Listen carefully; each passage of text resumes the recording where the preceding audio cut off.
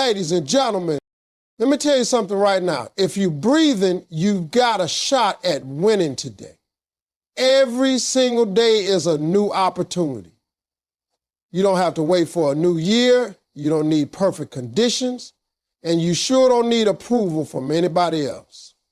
The day you woke up today, God gave you another shot, another chance to take one more step, to say yes to your future and no to anything holding you back. Starting your morning with purpose and gratitude is one of the most powerful ways to take control of your life, because the way you begin your day determines how you live your day. Most people wake up and immediately react to the world around them. Alarms, notifications, worries, deadlines, and other people's expectations. But winners understand that the morning is sacred. It's a time to set your intention, realign with your purpose, and thank God for another chance to move forward. Gratitude shifts your mindset from lack to abundance. When you wake up and say, thank you, you're telling the universe, I see what I have, and I'm ready for more. You're not focused on what's missing, you're focused on what's possible. And that one simple act rewires your brain to seek opportunity instead of obstacles. See, gratitude and purpose are connected. When you recognize the blessing of waking up, you start asking yourself, what can I do with this day? You stop wasting time scrolling, stressing, or procrastinating. You start living with urgency, not panic, but intentional urgency. You realize that time is the most valuable thing you own, and every minute is a chance to build something meaningful. I've learned that people who wake up with purpose don't need motivation, they create it. They don't wait for the perfect moment, they make the moment count. Purpose gives your day a direction, and gratitude gives your heart the fuel to walk in that direction. When I was down and out, I still had mornings, I still had sunrises, I still had breath in my lungs, and I learned to start each of those mornings saying, Lord, thank you. Not because everything was fixed, but because I had the chance to fix it. That's the mindset you need to carry. You don't need everything to be perfect to be thankful. You just need to recognize that life is still offering you chances. Now, once you get that gratitude flowing, you begin to ask yourself different questions. Instead of why me, you ask what now? Instead of what if I fail, you say, what can I learn? That's the power of beginning your day. You're setting the tone before the world gets its hands on you. You're not waiting for something good to happen. You're becoming the good that happens. And it doesn't take much. You don't need a mansion, $1 million business, or a perfect relationship to start your day with gratitude. All you need is awareness. All you need is breath. You can start with something as simple as writing down 3 things you're grateful for, or speaking your purpose aloud while brushing your teeth. You can open your Bible, say a quick prayer, or just sit still for 5 minutes and breathe deeply. That's not wasting time. That's preparing for the fight. Because life will throw things at you. People will test you. Situations will try to break your focus. But when your morning starts strong, when your spirit is centered, when your gratitude is activated, you're not easy to shake. You walk different. You talk different. You don't need external applause to feel valuable because your worth is already rooted in something solid. The truth is everybody gets the same 24 hours. The difference between those who win the day and those who lose it starts with how they wake up. Do you rise with dread or do you rise with determination? Do you curse the clock or do you thank God for one more chance? It's not about being perfect. It's about being intentional.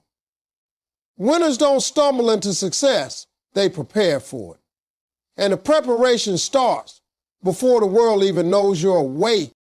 Setting clear goals before the world distracts you is one of the smartest decisions you can make to ensure that your day belongs to you and not to the chaos around you.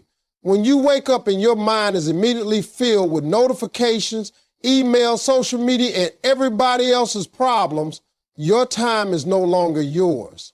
That's why successful people carve out a moment early in the morning to decide what they want to accomplish, not what others expect from them. You see, life doesn't reward people who stay busy. It rewards people who stay focused. And the only way to stay focused is to know exactly what you're aiming for. You can't hit a target if you never take the time to set it. Every day is an opportunity to get closer to your dreams.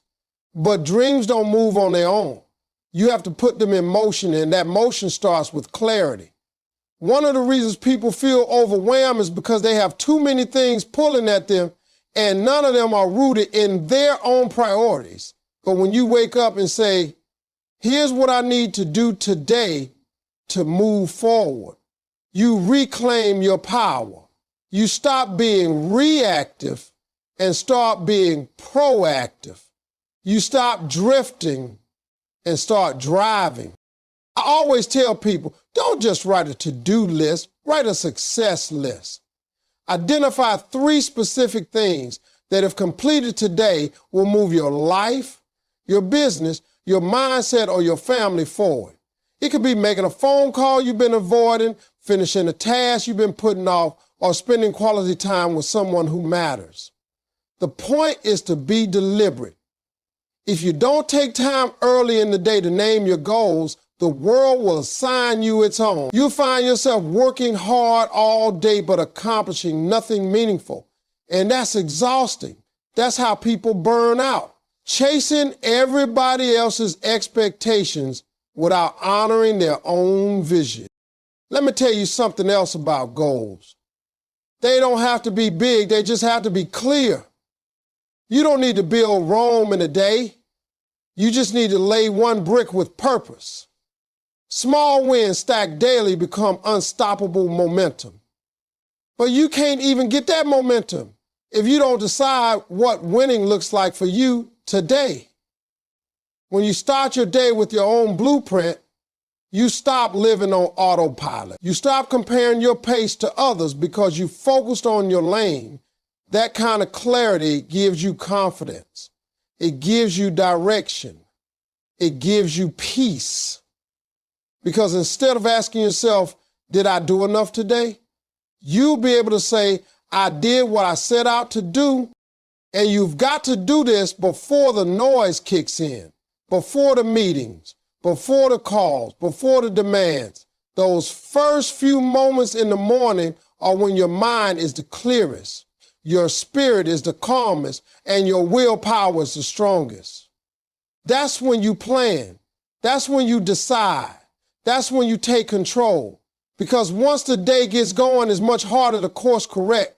You'll get pulled into other people's problems, and your vision will start to blur. But if you set your course early, you're less likely to drift. That's how winners operate.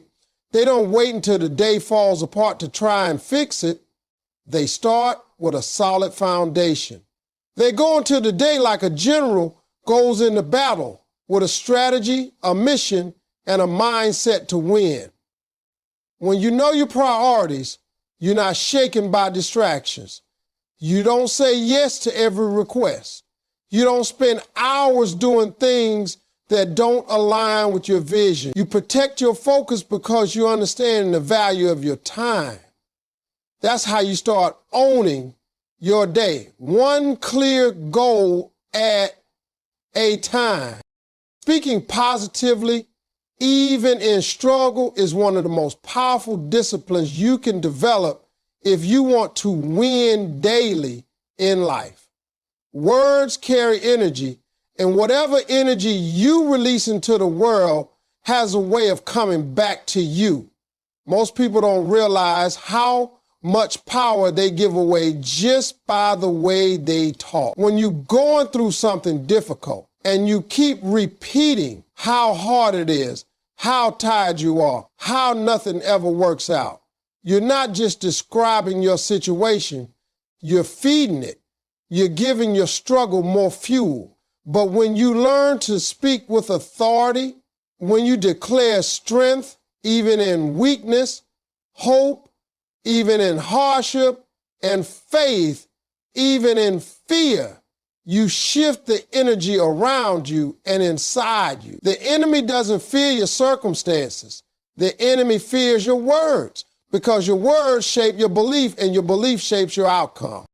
There were times in my life when I had every reason to complain. I was broke and homeless, sleeping in my car.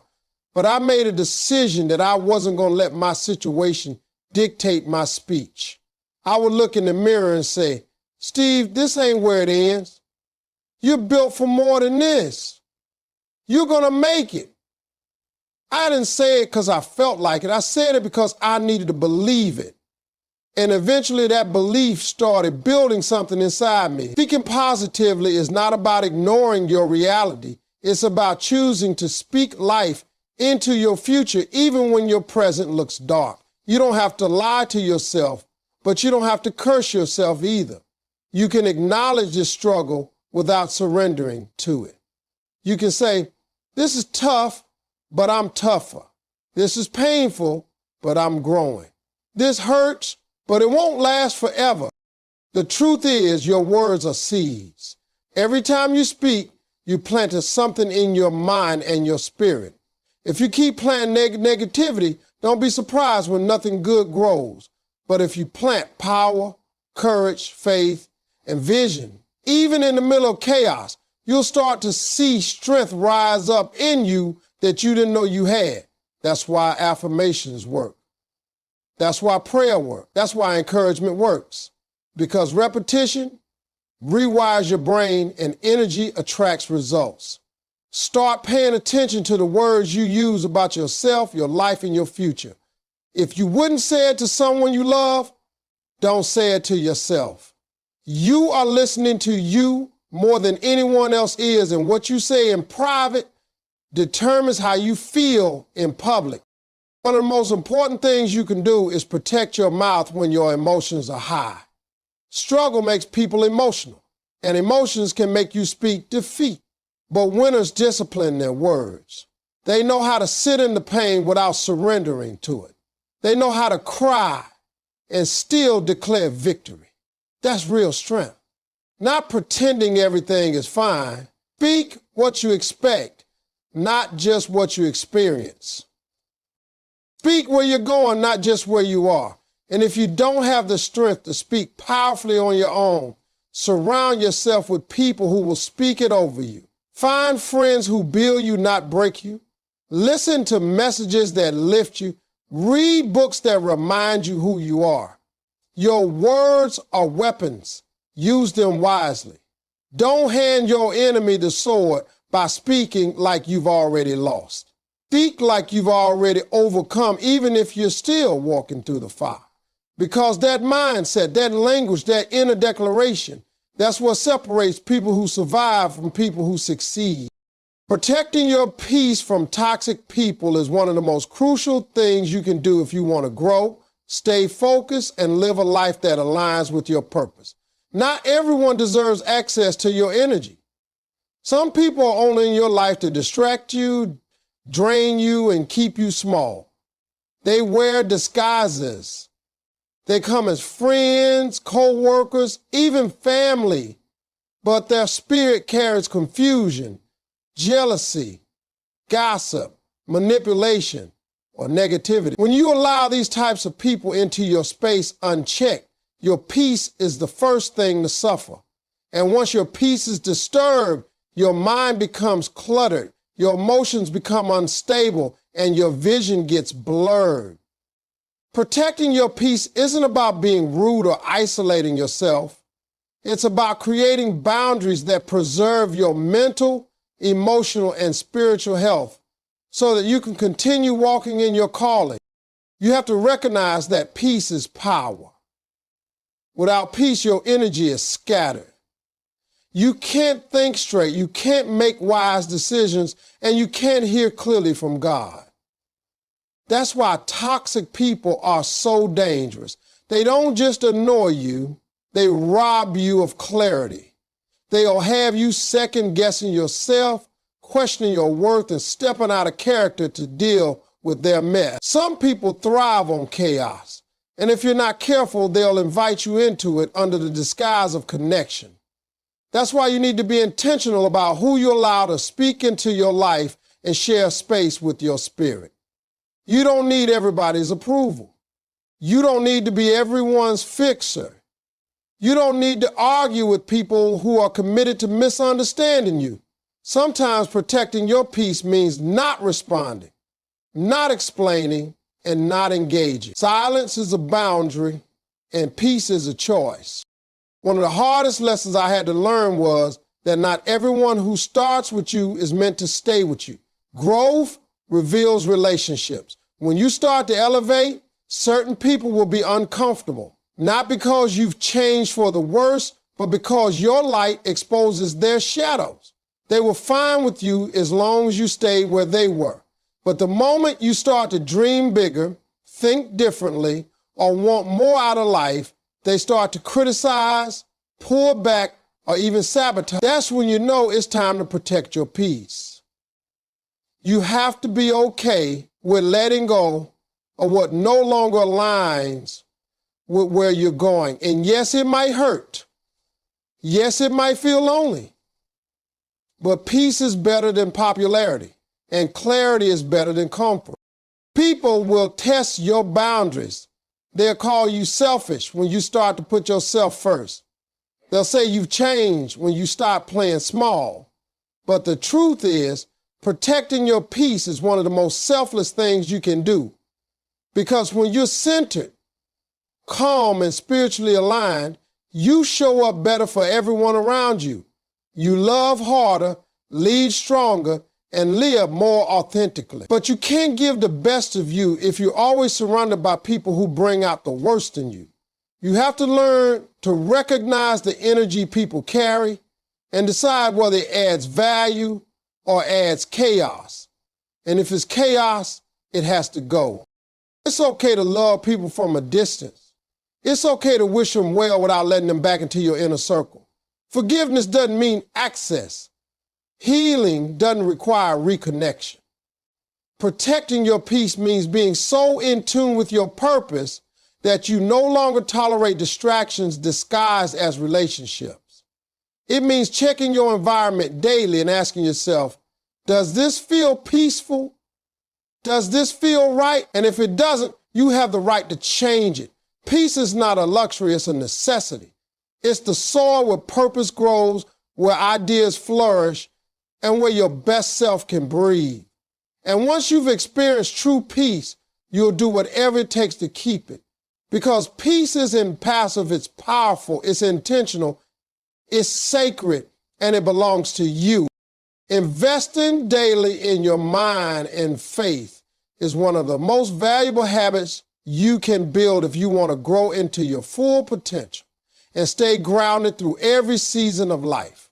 The mind is like a garden. Whatever you plant in it daily is what will grow. And if you don't take control of what's being planted, weeds of doubt, fear, and negativity will take root without permission.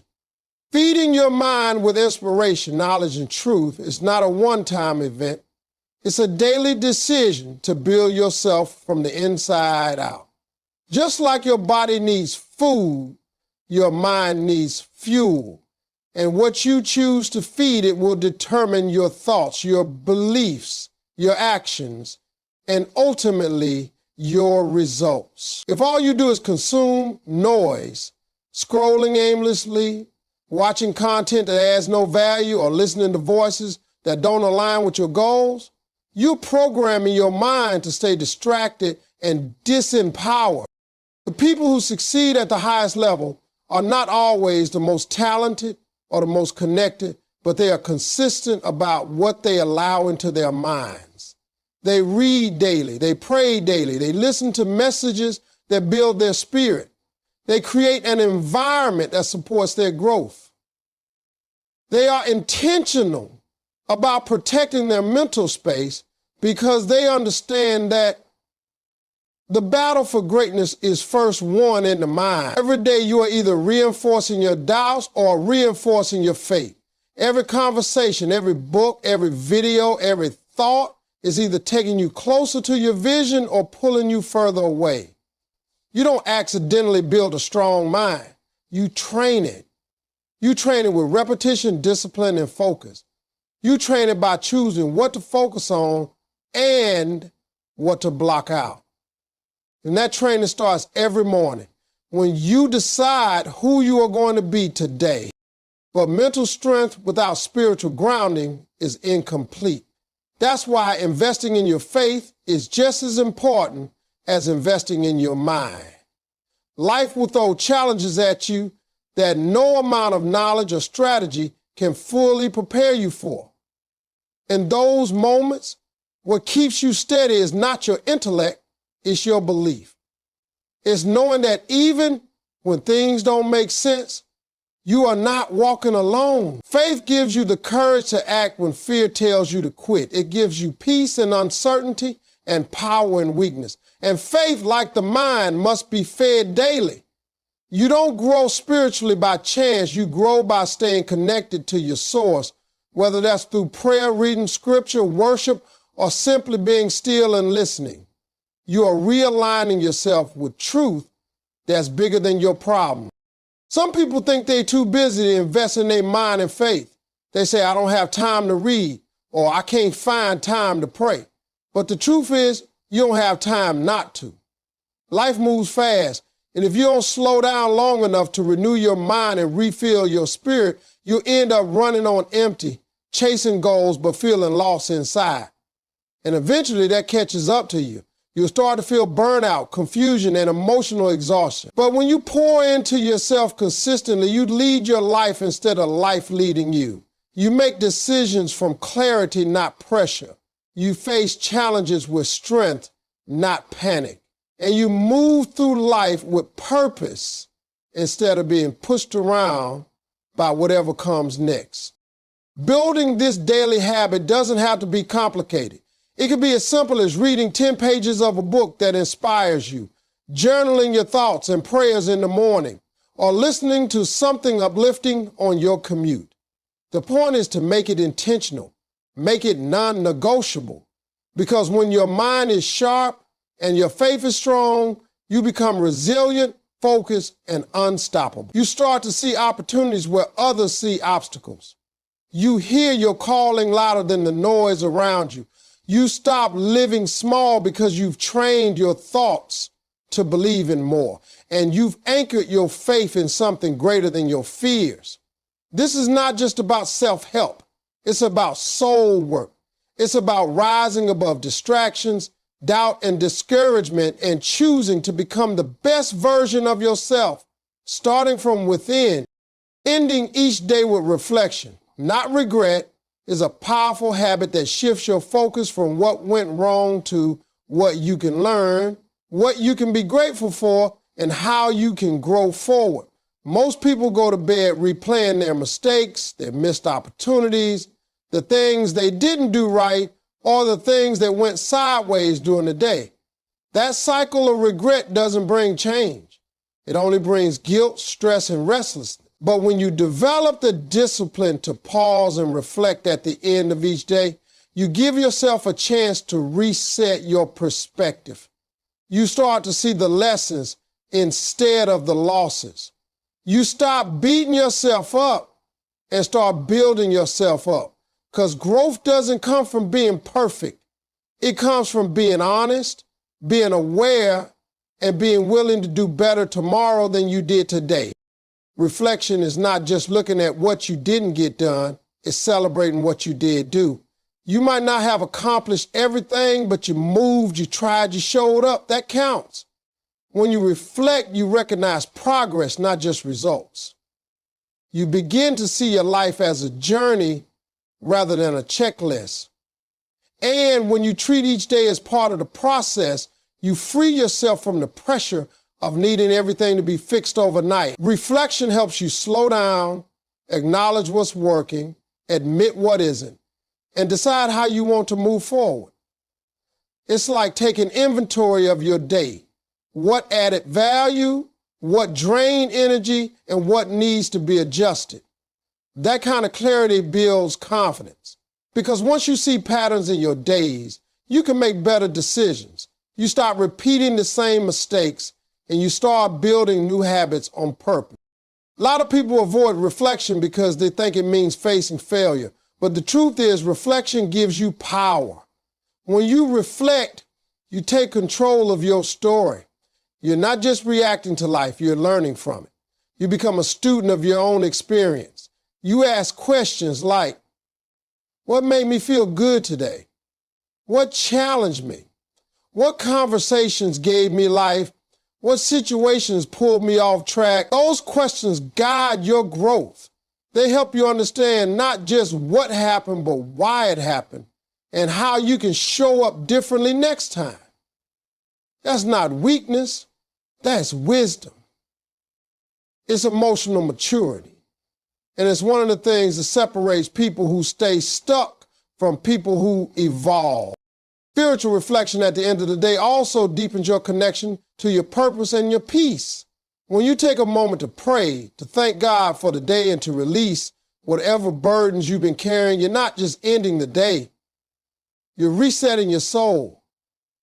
You're letting go of the weight you were never meant to carry overnight. You're choosing rest over rumination. That simple act of spiritual reflection puts everything back into perspective.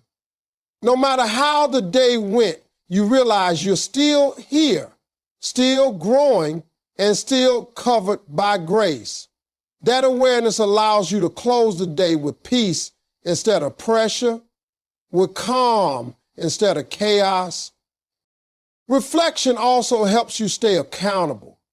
You're not relying on excuses or outside circumstances to define your growth. You're checking in with you. You're asking yourself if you lived up to your own standards, if you treated others the way you intended, if you kept your priorities straight. And if the answer is no, that's not failure. It's a chance to realign.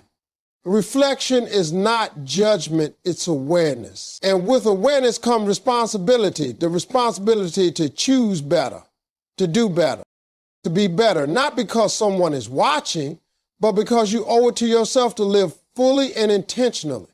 When you reflect consistently, you stop carrying yesterday's baggage into tomorrow. You clean the slate, you learn the lessons, you move forward lighter, clearer, and more focused. That's how you grow strong from the inside out. That's how you build discipline without pressure and develop peace without perfection. That's how you turn every day into a stepping stone instead of a stumbling block. Reflection isn't optional if you want to live with direction. It's essential. It's the quiet moment when you sit with yourself and remember why you started, how far you come, and who you're becoming in the process.